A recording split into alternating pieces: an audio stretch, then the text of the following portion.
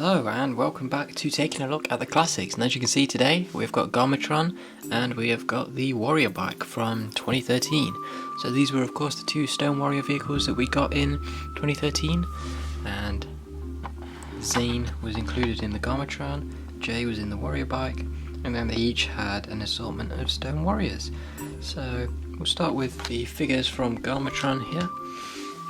As you can see, we've got Zane in his kimono outfit. This was exclusive to this set, and he does come with his elemental blade. And there you can see his face. And then the back printing, which was a very nice figure, and probably one of my favourite Zane suits to this day. I love the white on black that it has there.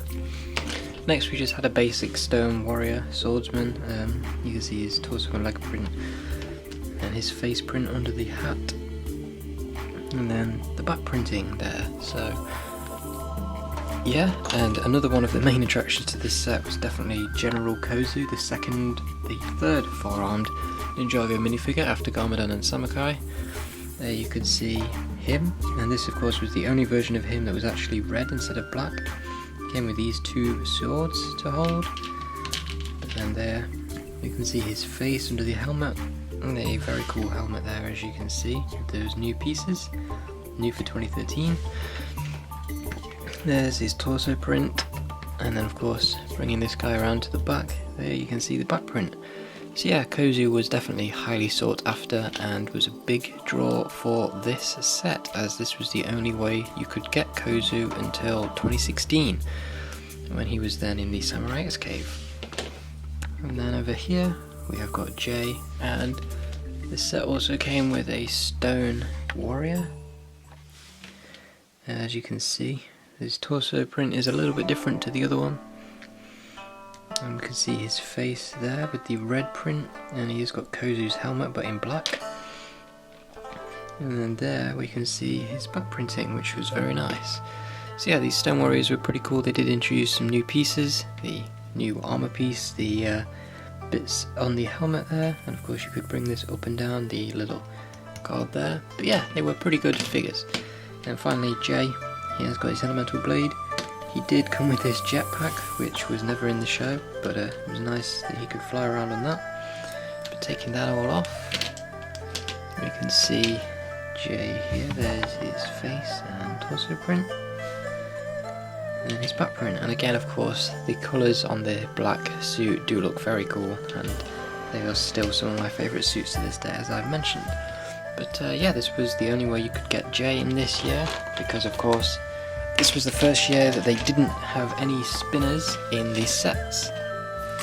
Garmatron does come with this small little thing for Zane to ride around on. As you can see, it can just kind of jump from place to place. It's got these chainsaws on the front, a little laser, some handles for Zane to hold, but all in all you could sit him on it or stand him on it and he could kind of try and attack the Garmatron. But again, this wasn't in the show, so it was just kind of there to give Zane something to use against the Stone Warriors.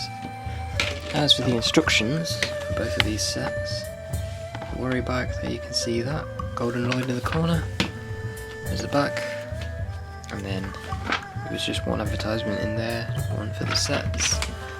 And as for Garmatron, it had two books. There's the first one, there's the back, and then there was the advertisements, the same as the Warrior Bike. In the second book, a little bit bigger, win, and then again just one advertisement, and then you can see as seen on TV with some of the 2013 sets. So yeah, now that that's out of the way, Warrior Bike, as we can see, probably one of the weaker sets of this wave. It wasn't that great, but it was still decent-ish, and of course you got two minifigures with it, which certainly made up for it. And if you got this and the Cole set or the Kai set, then of course you'd have two Ninja, two Stone Warriors, and then a vehicle for each, so I guess that worked out nicely. You can see the wheels in the back here, like so. And it does just run on the one tread, so you could just kind of move this about like so, and the tread would move, as you can see. But yeah, it just kind of bounced back a bit if you don't push it hard enough. As you can see, it just springs back like so. But yeah, you can see on the other side there, and then up there as you can see, that is where you would put your stone warrior. So you just stand him there, and then he could look out over the ninja as he comes in for the attack. So yeah, you can see some of the details on the front. We've got these two red swords coming off the front of the bike. This could move a little bit, but not much. As you can see, we've got all these spikes over the whole thing. And then the main feature with this, of course, as you can see, we have this here. And if you want to check out my original reviews for these, you can check the pinned comment if you want to see those, but they are pretty old and pretty bad. And yeah. So as you can see, we had this, and what you would do with that is you'd load it in there, like so. And then you can kind of see the elastic band there. And what you would do is you would literally just pull down on that, and it would fire the missiles off. So as you can see, it doesn't fire them too far, so you won't really lose them, but it was still a nice feature. And then you could just pull this out to reload. So yeah, that's really all there was to the warrior bike. Oops, fired it off again. So moving it to the side, we can now focus on the Garmatron. This was of course a major plot point in the show because it did transform the Overlord into Garmatron's body. So, and then it kind of transformed itself into a big pillar when he was a dragon. So there we can see the front, pretty menacing. You can see we've got the cannon in the middle there. This bit does lift up a little bit, but not too much. You can see all those stickers on the front there. Of course, it has got all these treads, so you can drive the Garmatron. As you can see, it moves forwards very nicely on all those wheels. And then there you can kind of get a side view. And then from the back, as you can see, with this bit here, which you could push, and you would pull that out, and as you can see, the missile is popping itself out there. And of course, if you pushed it far enough, you'd have to push it really far in, it would fire off the missile of dark energy.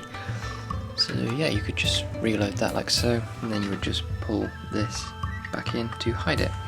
And it would go side to side a bit as well, like so. Yeah, you could fire it off to turn your ninja evil. So yeah, you could do that. Let's have Jay here, and then